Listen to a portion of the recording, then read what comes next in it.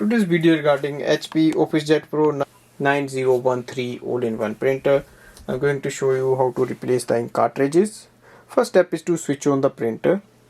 Ink cartridge chamber is just behind this door, and to open it we simply push it forwards and wait for the ink cartridges to move and come into the middle.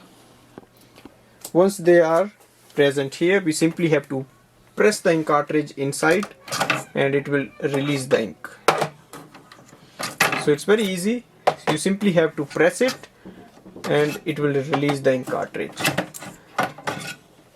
To install the new ink cartridge, simply you have to take them out of the packaging and just match the color. Make sure the ring stays down and the HP logo upside facing outside, and just slide it in and push it in. You will see that it is locked.